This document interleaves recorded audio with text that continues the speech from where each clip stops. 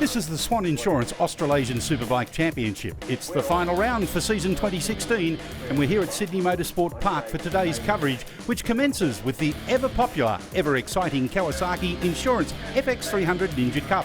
And with 4 riders still in contention for the championship, it should make for some very interesting racing indeed. It certainly will, Lance, and in all of the classes there's some great prizes, none more than the Kawasaki Insurance Ninja 300 Cup. Great prizes on offer and great support from Kawasaki.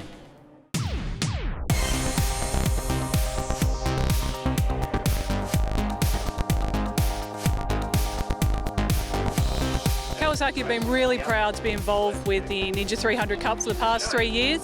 This year we've actually stepped it up a little bit, and we have brought in for first prize a Ninja ZX-10R and a Ninja 300. First prize, Ninja ZX-10R, valued at over $23,000. Your Ninja 300 valued over $6,000. This is our way of helping our riders who are in this cup to step through to the next grades and to keep their racing careers growing. We are really proud to be part of all of this with the Swann series and the FX Superbikes. Our Ninja ZX-10 riders, our 600 riders, and of course all the Kawasaki riders in the Ninja 300 Cup. Certainly some great prizes up for grabs as riders make their way out for the 4th and final encounter in the Kawasaki Insurance's FX300 Ninja Cup. That's right, you heard right, 4 times in the one day. Each of the support categories here at Sydney Motorsport Park. As you can see, the championship points coming into this final round. There's any one of 4 riders can still take it out, and Phil Harlem, a lot at stake. Certainly is, Lance, and the battle was on from the start of race number 1.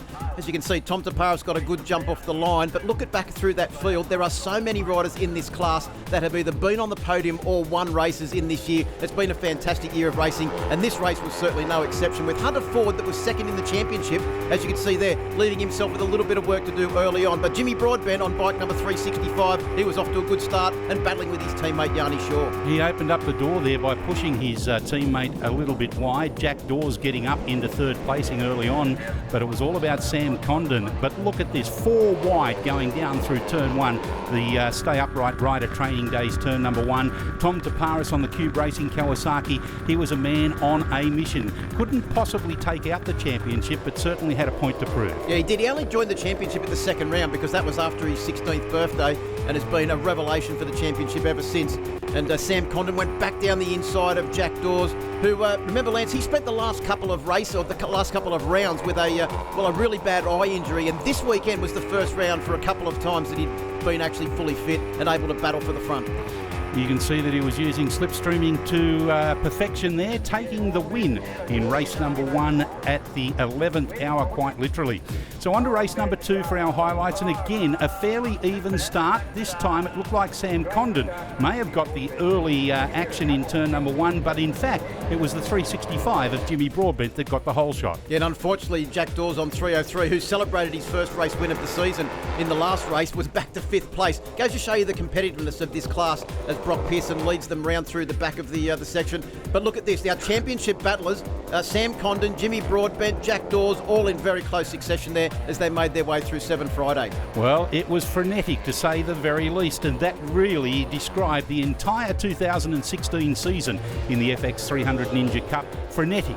Yeah, perfect description, Lance. And the battles were raging all the way back through the field, not just in this lead group. They were trying desperately to sort out the final championship positions, because remember, double points up for grabs for all of the races here this weekend, and Tom Taparis gets in there way too hot and then almost comes into contact with Hunter Ford, who was desperate to try and get his way forward. Remember, he came into this championship round 12.5 points behind the man that is battling for the lead, Sam Condon, but pipped at the post by Brock Pearson, who celebrates victory.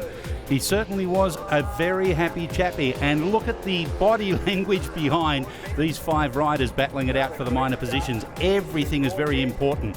On to our 3rd race of the day, and it was the 317 of Brock Pearson that got the whole shot early on down through turn number 1. Yeah, you could see Jack Dawes and Hunter Ford punching their tanks, and that meant that they had to start back from the 2nd row of the grid. They were back into the lead group very early on, as you would expect, but the action once again down in towards turn 2 on the first lap was extremely close. Brock Pearson leading from Sam Condon, and Hunter Ford could have just cost himself the championship running wide at 7 Friday and dropping back several positions. Well, in fact, that did cost him any championship aspirations at all, with double points up for grabs. Tom Taparis on board with him with the Cube Racing, showing how close the action was at the front of the pack.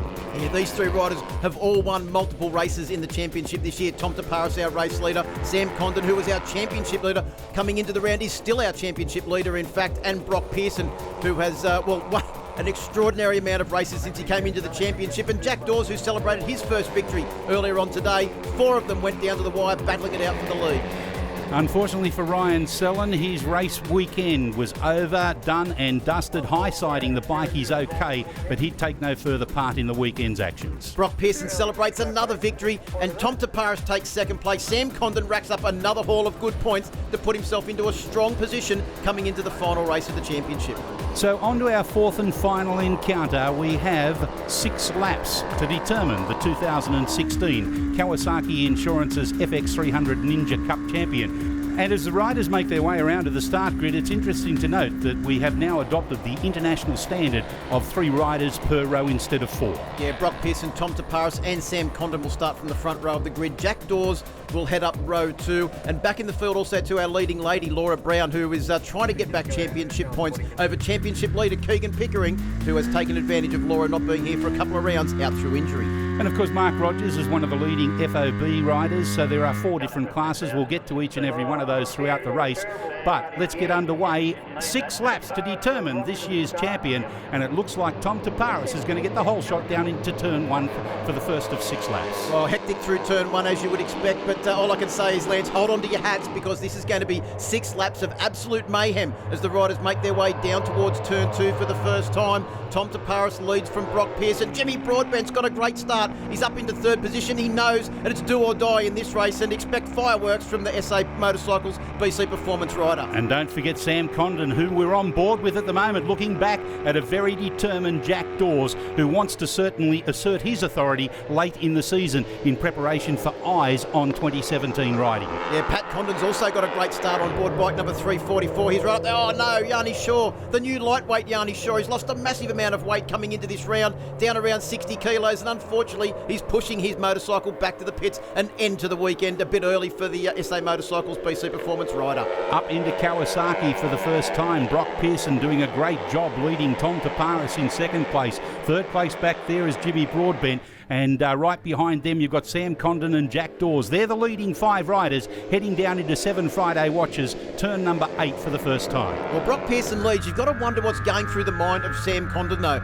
Does he try and beat Jimmy Broadbent? Does he stick right behind him and try and gather good points? He's got a healthy lead coming into this race. He can't afford a DNF, but what he can do is afford to not get up there and battle for this lead. We've seen the racing has been so hectic all year, Lance. You wouldn't want to be involved in a last lap battle that causes you to lose the championship and go down the road. And Jimmy Broadbent, well, he's just got to pin the ears back and go as fast as he possibly can and try and win the race, just like Tom Taparis is doing now. Look at the advantage of the slipstream there. Oh, Ninja 300 Cup racing. Isn't it fantastic? It certainly is. Now we've got 3 wide going down into turn 1. Will it be 4? Hello, we've got a red flag situation here. Hand up in the air. It looks like there is some sort of a drama somewhere around the circuit as we see Yanni Shaw pushing his bike back into the pits. Let's take this opportunity to have a replay of the start. Well, Sam Condon, you can see the riders closing in. It would have been nervous times going through turn 1. It's so tightly packed. Hunter Ford, Jack Dawes on the outside as well. Back in the field now with Brett Sellen. We saw his son go out earlier on, but he's starting a little bit further back in the grid. But look at that massive field of riders all tipping their way through turn 1. We're getting confirmation through from the officials that it was the chain of Yanni Shaw that was in the main straight here at Sydney Motorsport Park that caused the problem, so therefore dangerous. They decided to stop the race, and we've got a complete restart now, but it's almost like a case of deja vu. It is, and that's the reason why he was pushing his bike back. No power available. Tom Taparis gets the whole shot once again, leads Brock Pearson and Sam Condon down into turn 2 for the first time. Jimmy Broadbent right on the back. Look at Lewis Wright having a great start on board 365, the red machine. Oh, gets carved up by Jack Dawes, the fellow Queenslander. No love lost further back in the pack. So out of the iPhone turn number 2, up into Kawasaki Insurance's turn 3, up over the bridge and down into Dunlop for the first time. It's all about the 393 of Tom Taparis at the moment. moment. I'll tell you what, a great start too for Laura Brown on 3:55. She was sitting in about 9th or 10th position. There she is on the back of that lead group. Her first round back after a serious leg injury early on in the year. And look at some of the FOB riders battling back there with lightweight Keegan Pickering, who leads the Ladies' Championship coming into this round, or coming into this race, Lance. Out of Kawasaki, up around the back of Shock Treatment Hill for the first time. A very important part of the circuit to try and maintain momentum. A little bit of adverse camber can sweep you out to the outside or the left-hand side of the screen as we look at it, and that can unbalance you coming down into 7 Friday. Certainly a section of the circuit you need to get the timing absolutely perfect. And even with the setting sun, Lance, you can almost see the steely glare from underneath the tinted visor of Jimmy Broadbent on 3:65. He knows he has to beat Sam Condon, and he also has to hope that there's some sort of misfortune for Sam Condon if he's going to win the championship. Hunter Ford essentially took himself out of contention with that episode where he ran wide at 7 Friday and dropped back in the field and didn't score as many points as he would have hoped. Well, they're all getting good drive out of Shark Leather's turns 10, 11, 12 and down the Swann Insurance main straight. You can see that slipstreaming here is working to the advantage of one, a disadvantage of another, and then it comes back to play into Tom Taparis' hands. Yeah, Tom Taparis gets good position on the outside, tries to go around there, but unable to do the job, so he has to pull into the back of Brock Pearson, but he pulls to the inside, comes down the inside. Pearson is even later on the brakes. Can he make the apex? Oh, what a fantastic episode of riding there from Brock Pearson on board the Alex Cudland Motorsports machine. And Tom Taparis on the Cube Racing machine has to wait for another opportunity. Jimmy Broadbent and Jack Dawes, well, they're waiting for more than a couple of opportunities to try and get past our championship leader, Sam Condon, on the 3:45. On board with a replay now of Tom Taparis, the Cube Racing Kawasaki, heading down the Swann Insurance main straight and into Stay Upright Rider training turn number 1. You could see the way that his fellow competitor slipstreamed him up the inside. He came back again, trying as hard as he possibly could. The 3:17, of course, of Brock Pearson is the man that I'm talking about. Here's another angle and a look at it, but look at the gaggle of key contenders behind him. Yeah, Sam Condon was right there in the mix, along with Jimmy Broadbent and Jack Dawes. All 5 of these guys have won races this year, Lance. In fact, there's so many riders in the top 10 that you wouldn't be surprised to see them win a race. Look at the move from Brock Pearson. As we said in the last coverage, he's been racing in Asia all year in hard-fought, very close racing on small production motorcycles just like these Ninja 300s. He's got a wealth of experience racing with riders that are a lot lighter and just as fast as him, and he's bringing all of that to the fore at the moment as he battles hard with Tom Taparis, who he went head-to-head with in Queensland in his debut in the series at round 3. Well, Jimmy Broadbent just a little bit off the pace at the moment. He's got it all to battle for. Sam Condon, in the meantime, he's playing the waiting game. The championship is right on the line. Yeah, it looks to me like Sam Condon has just sort of said, OK, I'm not going to get involved in these guys' battle. I'll let them go as fast as they want, as hard as they want. I'll sit on the back and have a really good look at it. Remember, Lance, round 4 of the championship, Sam Condon completely and utterly dominated the whole weekend until the last race. Set a new lap record, crashed out and didn't feature in the overall results. Does not want a repeat of that this weekend. He's playing the smart game this round. Well, to win the championship, he does not have to win this race. All he's got to do is sit as close as he possibly can behind Jimmy Broadbent. Even if Jimmy Broadbent wins the event, it looks like Sam Condon has got his hands on those bikes. Yeah, you can imagine he would have done the mathematics before he jumped on board the motorcycle for this race. And with a mentor like Damien Cudland helping him out in the pits, you can be sure that they'll know exactly what the scenario is coming into this race. Speaking of the Cudland brothers, isn't it great to see both Damien supporting all of the Condon boys and Alex supporting Brock Pearson getting involved in this development category? And look at the skills of the riders they've got to work with as Tom Taparis and Brock Pearson have another slipstreaming battle down the Swann Insurance front straight. This time, the nod goes to Tom Taparis on board the Cube Racing Kawasaki. And right behind them, Jack Dawes gets the nod over Jimmy Broadbent. Slipstreaming, a very important part, as we've said throughout the season. And look at this, side by side, down the small straight that leads into the iPhone's corner. You can see there that Jimmy Broadbent trying very hard in the background, but it's all about Brock Pearson, who overcomes the adversities thrown out to him by this man, Tom Taparis. Yeah, on board with Tom Taparis. Now look to your left-hand side. There goes Brock Pearson up the inside. Look at the style. Look at the skills. You've got to pinch yourself, Lance, and remind yourself that these two guys battling for the lead are both 16 years old. Tom Taparis couldn't race in the first round of the championship because he wasn't 16. Brock Pearson could race at round 3 because in Queensland you could race as 15. Had to wait until we went back to Queensland to race again. But here he is at the finale. His first ever time at Sydney Motorsport Park. Isn't he? Well, both of them stars of the future.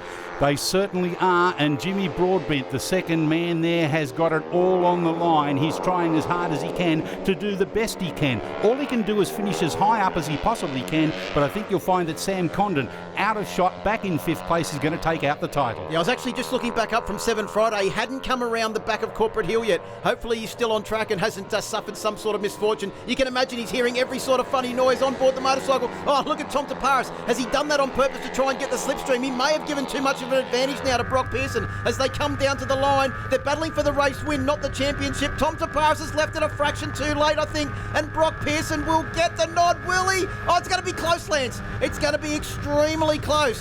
Thousandths of a second, I reckon, as they come across the line. Here comes Sam Condon, 2016 Kawasaki Insurance's Ninja 300 Cup champion. Well, we can confirm that by 0.006 of a second, Tom Taparis takes it out ahead of Brock Pearson, Jimmy Broadbent, Jack Dawes, your new champion, Sam Condon in 5th place, Hunter Ford, Lewis Wright, Jim Condon, Laura Brown, the leading lady, and Pat Condon rounds up the top 10. Yeah, it's been a great year. I've definitely learned a lot. A great way to end the year with a win, obviously, and yeah, it's been good to see the progression from Mallala to here now at Eastern Creek. I've had a couple of, well, last round was a bit of a learning, well, I learned a lot last round, I should say, but it's great to get a win again. It was a great race with Brock there, and we're playing a bit of cat and mouse. It took me back to some of the old track cycling days, but yeah, it was good fun. Yeah, look, we've worked hard all year, and the team and everyone's effort has just made the championship a lot easier. So I'd just like to say a huge thank you to my team, you know, everyone who's been involved, all my supporters, and my competitors as well, Jimmy Broadbent and Hunter Ford and everyone else who's put up a really good fight during the year and hasn't made it easy. So yeah, just really happy to take the championship.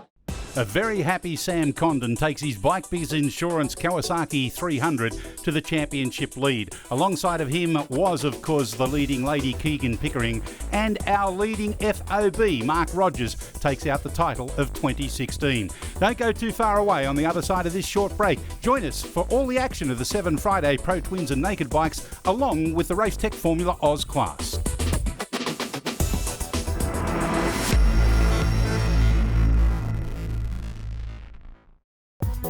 The Racetech Formula Oz category has been a hit for riders who just want to race, thanks largely to the Run What You've Brung concept.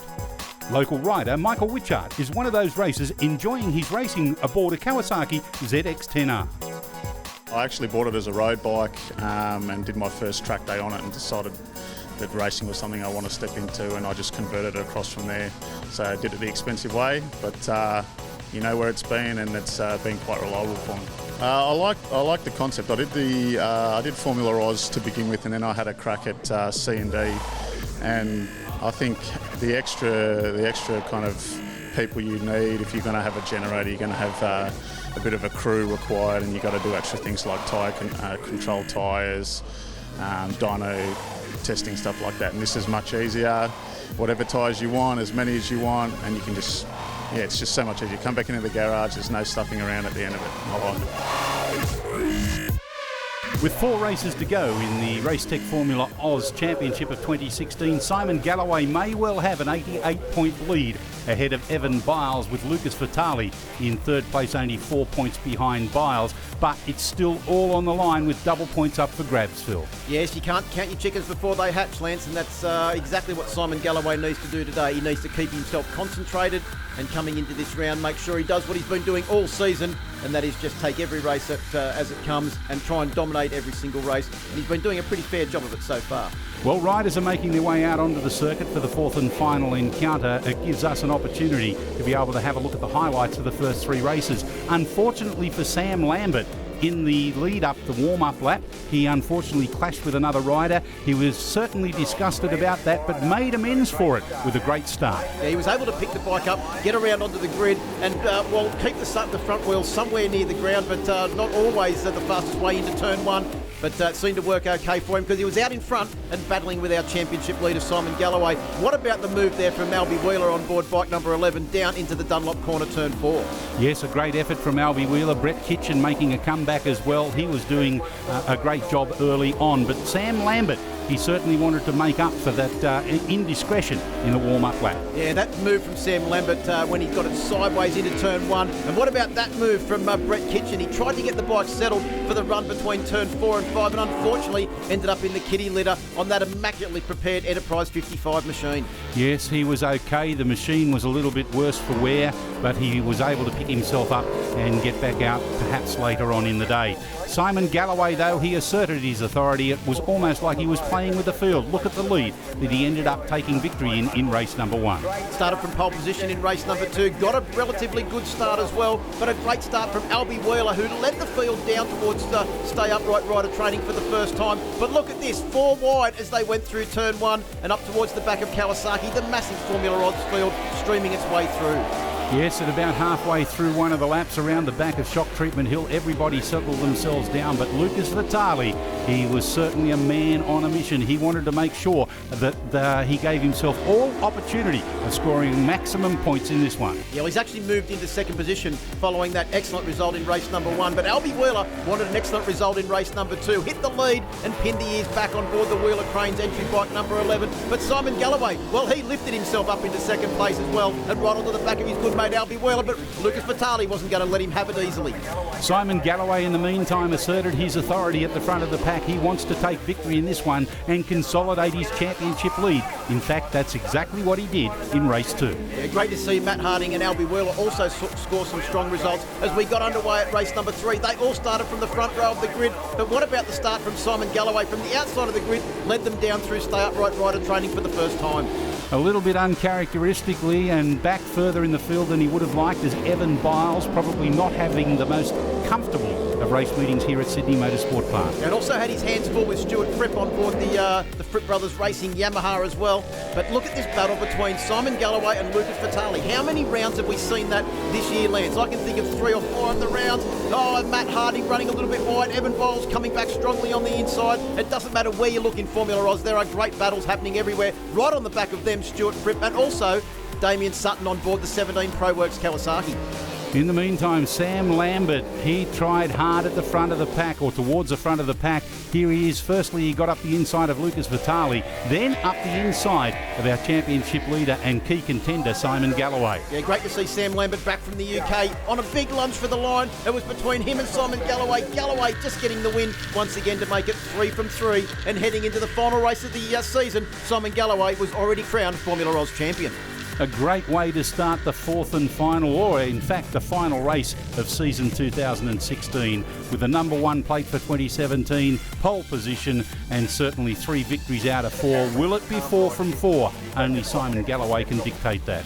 And he's off to a great start so far. Not only is he the 2016 champion, but he's also now makes it 4 championships in 5 years from the rider from Cessnock. Sam Lambert will also start from that front row of the grid. And let's see what Evan Biles can do in the battle between him and Lucas Vitali for 3rd place, or 2nd and 3rd place in the championship.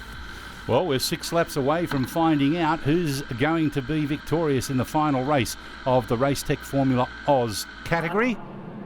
In the starter's hands, a pretty even start there, looking like Matt Harding got a good one off the second row of the grid, but it's all about Sam Lambert. Swoops across the nose of Simon Galloway, Lucas Vitali in 3rd, and following them is, of course, Harding in 4th place. Yeah, great to see Sam Lambert back from racing a season in the UK in the British Superbike Championships, and is essentially using this round as testing for 2017. Yes, from the dehydration of Darwin down into the Sydney atmosphere, he's certainly made a good transition, but it doesn't beat what he's been contending with over in Europe, does it? On board now with Evan Biles. He's in a titanic struggle for 2nd and 3rd place in the championship. Of course, Evan Biles has had a fantastic year as the chief sponsor for the SA Motorcycles BC Performance team. Around wins, race wins. It's been a great year, and he's battling with Lucas Vitali, who is fractionally ahead of him on track and trying to go ahead of our new champion, Simon Galloway. Lucas Vitali on bike number 88, the Central Coast Performance GSXR. Well, he's had a fantastic season as well, Lance. He certainly has, and he's looking forward to taking 2nd place in this championship. All he's got to do is finish ahead of Evan Biles to ensure that being the case. Well, Evan's closing in, so Lucas Vitali may not have it all his own way, but at the moment it is Lambert that leads from Galloway. Stuart Fripp having a good battle there with Damien Sutton on board the ProWorks Kawasaki as well. But Galloway seems to have been toying with them all weekend like a cat with a ball of wool, hasn't he? He's in the battle there, and then all of a sudden he's just able to pull the pin and pull away. And all through the season, Lance, it doesn't matter whatever round it's been at. He's been battling with Lucas Vitale. He's been battling with Evan Biles, Matt Harding, Sam Lambert. He always seems to be able to pull something out of his bag, his tricks. He's got a bigger bag of tricks than Felix the Cat. His psychological advantage is superior to the other riders as well, because you can see the body language, for example, of somebody like Lucas Vitale back there in third place. Whenever he was the bridesmaid and not the bride, you could see that his head was dipped and he was sort of challenging himself to try and get better. But unfortunately for him, and fortunately for Simon Galloway, Galloway has been superior season long. Yeah, I'm just wondering what tyre strategy Lucas Vitale has brought to the game this weekend, because he always seems to bring out a new tyre for the last race of the day to try and get the upper hand and that psychological advantage heading into the last round. And the way he's able to challenge Simon Galloway, he's just gone through on the run up towards the Kawasaki corner. Galloway moves back to third place, and Lucas Vitale moves forward into second. Can he pin the ears back and chase down our early race leader Sam Lambert on the BMW S1000RR? Only time will tell. Let's take this opportunity to have a look at the replay, as everybody seems to want to get to the outside, or the left-hand side of our screen, the right-hand side of the circuit, to get a good run through turn one. Yeah, it was a great start there from Sam Lambert.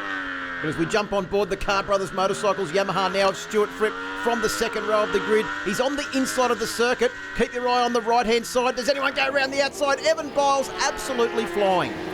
Isn't it good to see this man on screen, number 96, new father, Matt Harding, on board the K&R Hydraulics Kawasaki Connection ZX10R back on a circuit. He's actually come to the race circuit for a relaxing weekend, Lance, away from home without a newborn baby. And it's good to see him back, and it's great to see him back in the game pretty quickly. He said it took him a while to get back up to speed, but he's back on the pace. Now look at this battle too. Well, it's a battle of David and Goliath, isn't it? Is that Michael Witchard on board the fire-breathing Kawasaki ZX10 and Tom Bryden on board the nimble Yamaha YZF R6. You would expect the R6 to be very handy around the back of the circuit as he made his way forward. Stuart Fripp there just being overtaken down through 7 Friday, only to come back again as they head down the Sydney Motorsport Park Ride Day straight into, of course, the final turn of the circuit, Shark Leathers. Yeah, we'll just see if, you can almost play the Jaws music as Tom Bryden comes right onto the back of Stuart Fripp, trying to hunt him down the straight. Don't think the 600 was going to do it, but look at this. Simon Galloway once again in a titanic struggle with Sam Lambert down in towards turn 2. Lambert ran a fraction wide. Galloway, he's got that bike handling like a scalpel straight up the inside. Here's a replay as they head out of turn 1 down the straight into Ipone's corner. You can see Lambert gets the momentum up the inside, runs out of room, has to keep the bike upright and into the corner deeper than he would have liked. That worked to the advantage of Simon Galloway. Well, Galloway's bike looked like it was absolutely on rails as he made his way round through the turn 2 area that time. But Sam Lambert has not given up. He's like a dog with a bone, glued to the back of Simon Galloway's Yamaha as they come round through this corner and down into 7 Fridays. Can he make a pass up the inside? No. Galloway once again, a good tight line, no way through for Lambert. Both getting good drive around Shock Treatment Hill out of 7 Friday, down Sydney Motorsport Park Ride Days straight and into Shark Leathers for the final time. A fitting victory by the looks of it for Simon Galloway, your 2016 Race Tech Formula Oz champion. Just looking back, Lance, I think there's only one round this year that Simon Galloway hasn't actually won, and to fit the bill, he's going to win the final race, final round. The 2016 champion Simon Galloway comes to the line, another dominant performance. Sam Lambert in second place. Look at the battle for third. Is it Harding? Is it Vitale? Once again, it's going to be extremely close. Matt Harding gets it by the narrowest of margins over Lucas Vitale. Evan Biles finishes in 5th place. Alongside of him was Damien Sutton, Thomas Bryden, Stuart Fripp, Michael Witchard and Cambridge Oliver rounding up the top 10. The ideal is always to try and win as many races as possible. And look, I've really enjoyed this weekend, and I'm so stoked to have wrapped up the title as well. And just big thanks to Chris Watson Motorcycles and Body White Smash Repairs, my wife for letting me come and do this, and other people that have supported me along the way. Well, after 6 rounds of pure domination, the Chris Watson Motorcycles Yamaha-mounted Simon Galloway gets to wear the number 1 plate again. Lucas Vitale in 2nd, Evan Biles 3rd, Fripp in 4th, Albie Wheeler 5th, and rounding up your top 6, Damien Sutton. As the 2016 Swann Insurance Series draws to a close, Danny Thomas has improved in leaps and bounds as a rider in his rookie year. Mixing it up with some of the established riders in the 7 Friday Pro Twins and Naked Bikes, the Yamaha rider is enjoying his racing. Oh, it's really important to me. Like, thinking when I'm riding around, I think of them a lot. Like, thinking, oh, I should probably push a bit harder. Like, Lockie would have pushed it a lot harder than me. But yeah, no, it's a pretty awesome feeling to be riding my brother's bike. My dad, my sister helps me out a lot, and Pete and Paul, like heaps of people. Like, I couldn't name all of them. Just, yeah, it's amazing what people have done for me. The 7 Friday Pro Twins and Naked Bikes class throughout 2016 has been a battle between the Irving Vincent of Bo Beaton and the Aprilia RSV4 of Michael McMillan. However, not present this weekend is the Irving Vincent, so Bo Beaton, he's back on the ever-favoured, ever-popular Ducati Panigale. Yeah, the team's actually lucky that they've got the Panigale sitting next to the Irving Vincent in the garage. Didn't race on the previous day's events. Had to start from the back of the grid, did Bo Beaton, but it wouldn't be long before he'd be up into the action, making his way through the field. There he goes around the outside of the pack. Our early race leader, though, Michael McMillan, getting up there very early. Dan Thomas also putting in a great ride on board his naked bike. But they're all trying to catch Heath Griffin. Like all support categories at this final round of the 2016 Swann Insurance Australasian Superbike Championship, they have 4 outings. This is the highlights of race number 1, and you could see how determined Bo Beaton was to maintain the advantage that he's got early on over Michael McMillan in this one. Yeah, certainly didn't take him long to get towards the front, but look at this battle between Heath Griffin and Michael McMillan. Remember, McMillan came in with a very small championship lead. Bo Beaton, if he can maintain that first position and get to the checkered flag, will pull back 6 points if McMillan can finish in second position. Dan Thomas, as we said, having a great battle back there further in the pack on board the little 600. Well and truly outclassed for speed down the front straight, unlike Bo Beaton's Panigale that just smashed Michael McMillan's championship lead by 6 points. On to race number 2, and Beaton, now starting from the front row of the grid, used that to his advantage. He swoops across the front of Michael McMillan and Heath Griffin to take the running early on in this one. Well, I know McMillan's been playing it down all weekend, Lance, but you can still see the pain on his face from that badly broken hand that he suffered before the last round at Queensland Raceway. And Grant Barrett-Thompson and Aaron Breesy having a great battle there on board their Aprilia RSV4s. Trying to hang on to them round this Sydney Motorsport Park venue is a very tall order. There's a man whose bike is punching well above its weight this weekend. The little 848 Ducati of Mick Johnson, the veteran, battling the big fire-breathing 1000cc Aprilias. Also carrying some injuries, a broken finger and a knee that's been reconstructed, so he's doing a great job to be able to battle it mid-pack. Yeah, he actually said that the knee is giving him more grief than anything else because he can't bend it and can't move around the motorcycle. I know exactly how he feels, but look at Adrian Pierpoint. No worries about injuries from the veteran from Queensland. Very, very strong in the naked bike class. Strong overall, though, was Bo Beaton, who took 2 race victories and a 2-point championship lead going into race number 3. So into the third race we go, and Beaton again now taking pole position and getting the whole shot. Slingshots over in front of Michael McMillan. McMillan can only just wonder what may have been. In the meantime, the leading naked bike class rider, Adrian Pierpoint, the third one on the screen there, riding a marvellous ride throughout the entire season. Yeah, great to see Adrian Pierpoint back. Missed the last round, but it's great to see him back here at Sydney Motorsport Park and dominating the outright naked bike category and making a big lunge down there on the inside into turn 1. But this battle between Aaron Brees, James Bullock and Mick Johnson hanging onto the back on board the 848 was an absolute cracker. Out of Dunlop it continued, and for the run up towards Kawasaki, a very important part of the circuit. Not only there but around the outside of Shock Treatment Hill and down into 7 Friday. This battle thrilled the crowd in this third encounter. But it was Beaton that took the victory and an increased championship lead heading into the final encounter. McMillan once again in second position, doing everything he can do, but he's got one more race, Lance. The battle has gone right down to the wire as we expected at the beginning of this round. And our 2 key contenders will be starting side by side on the front row of the grid. But it's been to the advantage of Bo Beaton in the previous 3 starts. Phil, will he be able to get the whole shot again? Well, he's been fast whether he starts from the front row of the grid or from the back of the grid, as we saw in race number 1. Of course, that Panigale has got a suite of electronic aids, but Bo Beaton, Michael McMillan, Heath Griffin, all from the front row of the grid. Grant Barrett-Thompson, Adrian Pierpoint and James Bullock from row number 2. Well, in reality, all Bo Beaton needs to do is finish ahead of Michael McMillan, and he will be crowned the 7 Friday Pro Twins and Naked Bike champion of 2016. Dan Thomas on board the Lockie Thomas Racing 600. He's been an inspiration, to say the very least, throughout this season. He's battled it out in the naked bike Formula 2 class. Yeah, and his season-long competitor Ian Godwin has had the better of him this weekend, but Dan Thomas knows all he's got to do a strong finish in this, and he can wrap up the Formula 2 Championship. Bo Beaton's got off to a great start. McMillan goes with him right down into turn 1, and Heath Griffin, also on board of Panigale, goes with them as well. And right behind is that James Bullock on board his Aprilia. Got off to a great start. A fantastic start for Bullock there. He heads through Kawasaki Insurance's turn number 3 ahead of Adrian Pierpoint, who has been the dominant rider in the naked bike class.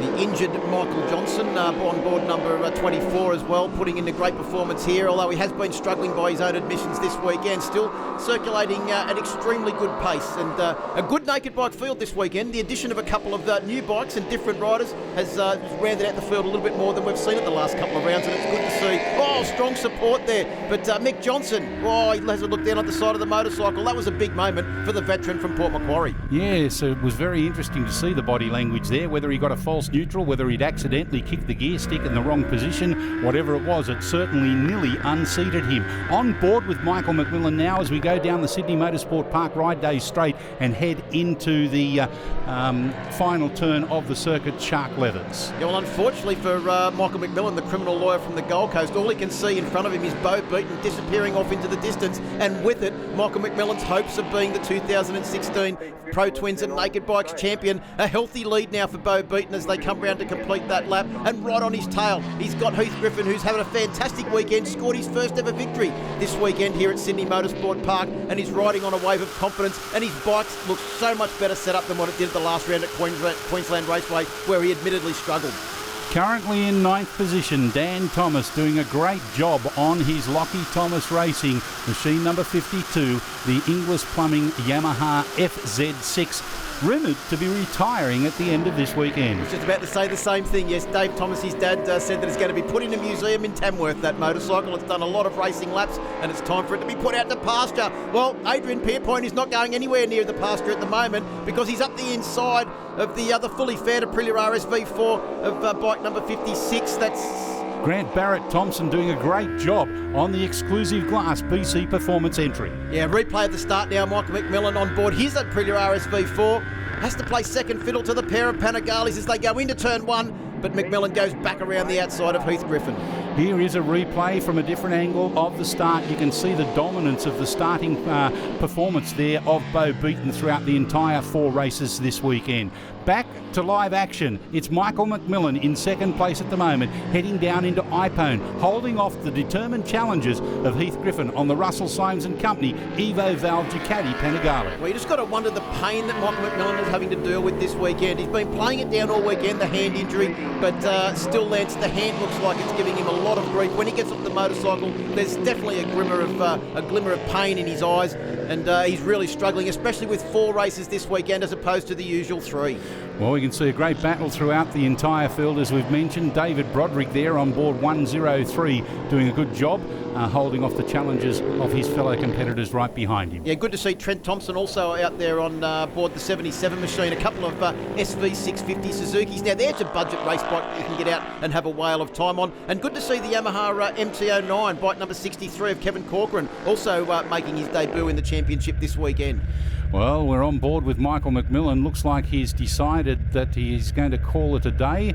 I think he's coming out of 7 Friday turn and down into turn number 4, Dunlop, and back into the pits, calling it a day, and championship aspirations over and done with, but he'll finish a very creditable second place overall. Maybe the pains have got the better of him, and also the fact that he knows that with 2 laps to go, his chances of winning the championship are pretty much null and void, with Bo Beaton dominating the season dominating this last round out front on board that Racer's Edge North Coast V Twins Panigale. Now, most of the season he has been doing on the All-Australian built Irving Vincent. It has suffered a few heat-related issues at the last couple of rounds where the temperature has been very hot. So the Horner boys and also the Racer's Edge Performance team decided they didn't want to risk losing the championship. That's why Bo Beaton Ducati mounted this weekend.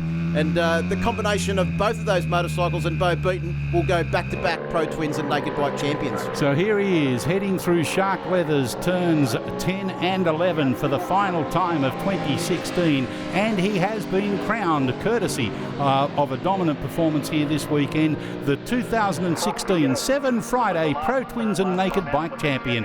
Takes it in an absolute canter. Yeah, Bo Beaton just cruises to the line.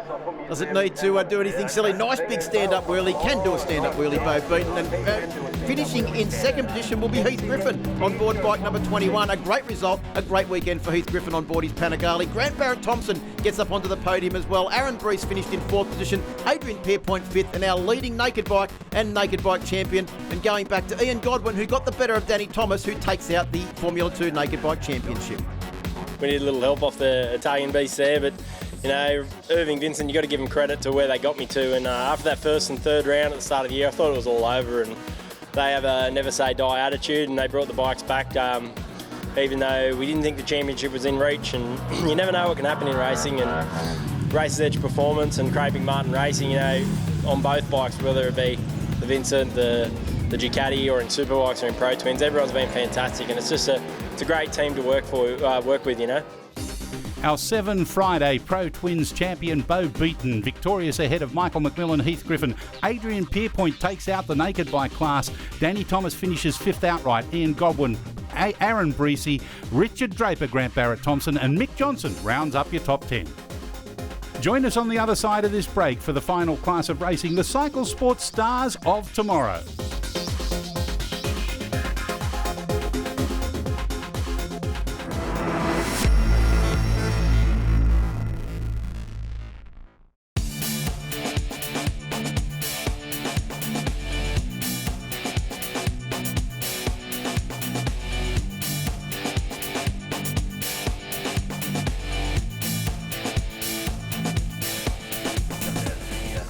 Glad you could join us for this final race of the 2016 Swann Insurance Australasian Superbike Championship, coming to you from Sydney Motorsport Park.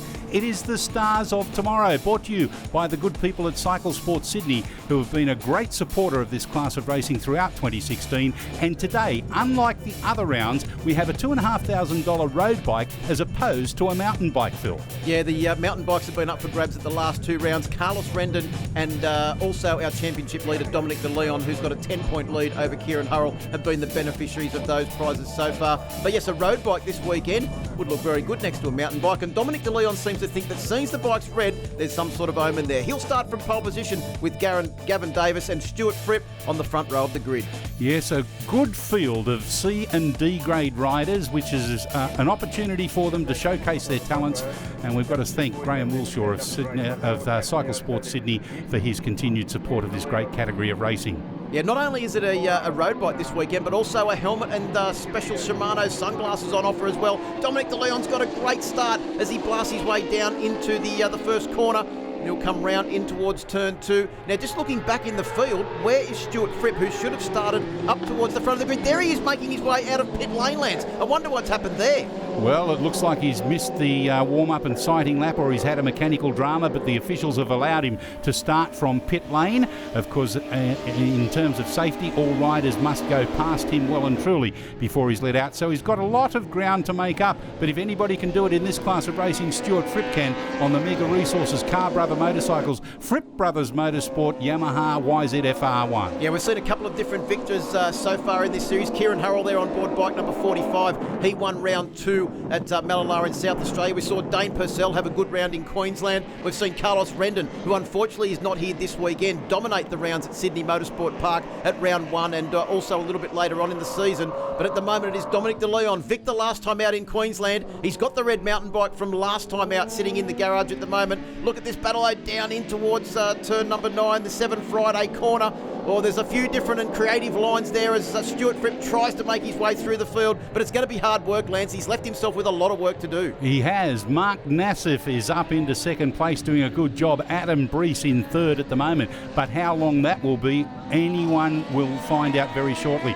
On board the number 76 there, Ash DeBacker, doing a good job as well. Oh, Oh, pretty close action there. Someone almost running into the back of Stuart Fripp as they made their way out onto the Swann Insurance front straight, but it is Dominic De Leon that leads from Mark Nassif on board bike number 72, Aaron Breesy on board bike number 58. Ash de Backer putting in a great ride. She's sitting in about 4th position as they make their way down towards turn 1 for the first time, the Stay Upright Rider training corner.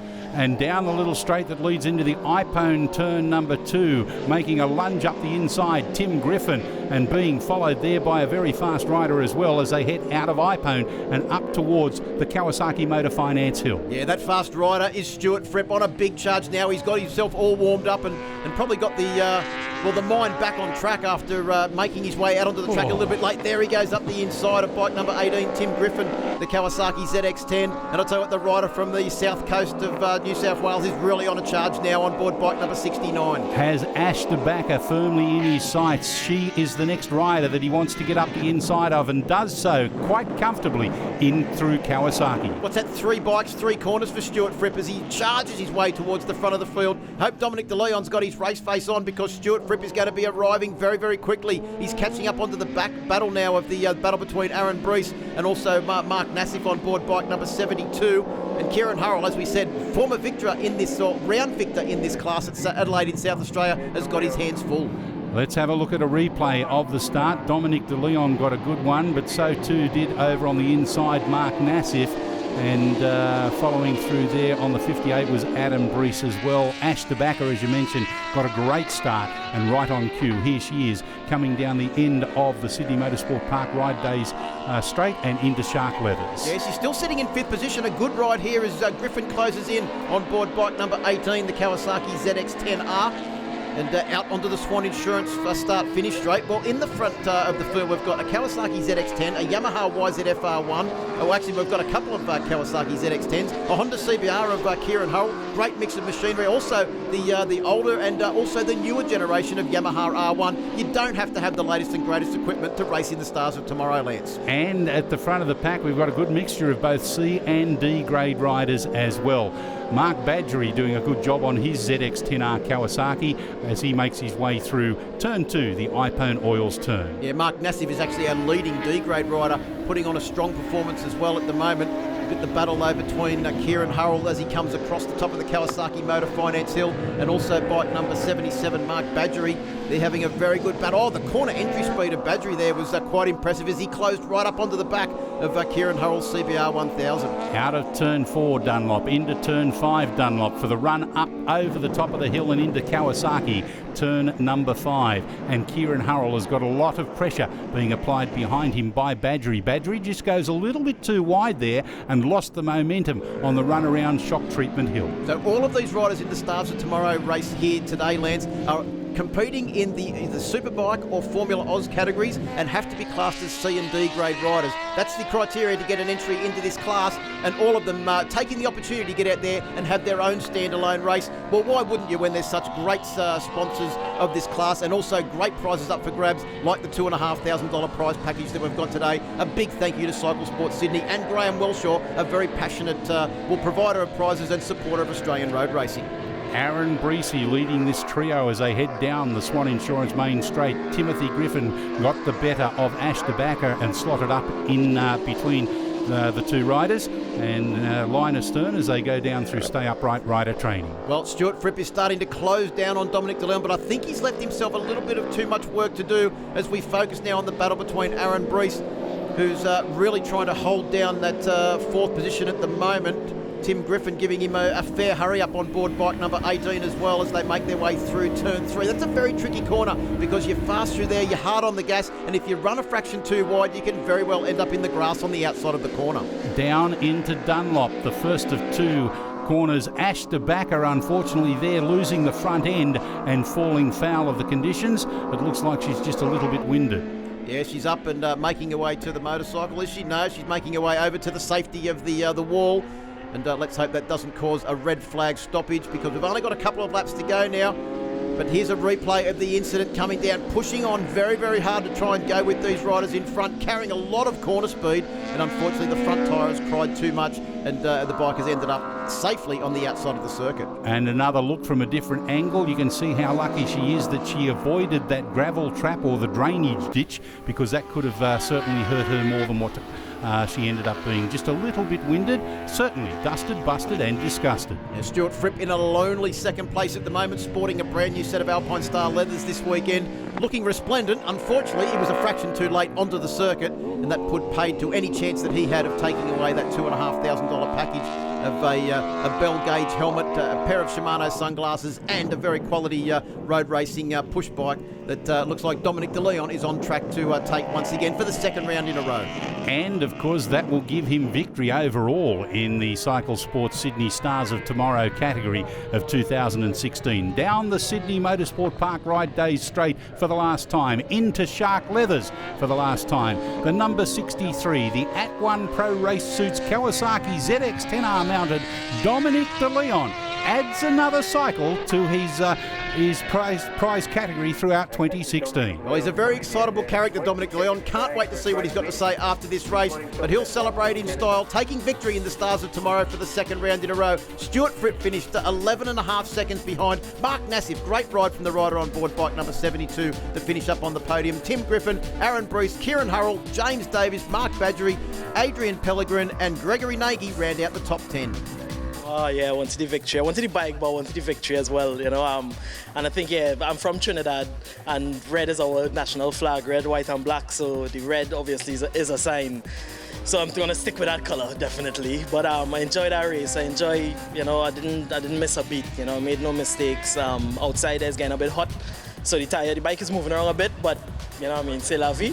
You know, that's one of those things. It comes with the territory if you're giving it some, so I enjoy that. Thanks to Trippy and Mr. Ninja for giving me such a push, you know, so I really appreciate that, and thanks to Cycle Sports Sydney for such a fantastic prize. He'll certainly look forward to riding any one of the cycles that he's won throughout 2016. Dominic De Leon, your champion, ahead of Stuart Fripp, Kieran Hurrell, Dane Purcell, Hamish McMurray and Carlos Rendon rounds up your top 6 in the Cycle Sports Sydney Stars of Tomorrow class. As you can see, we've got the presentation from Terry O'Neill, that brand new bike, and look at that, how proud is that man of taking that one home to add to his burgeoning collection of 2016. Well, Phil Harlem, it's been a fantastic Swann Insurance Australasian Superbike Championship this year. We're looking forward to 2017. It has been a fantastic year, Lance. Congratulations to Dominic De Leon. Congratulations to all our champions, and thank you for some quality racing. It's been a great spectacle. Can't wait to watch in 2017. Well, thank you to Phil Harlem for his company in commentary throughout this year, and to you for your company as well. We look forward to the same again in 2017.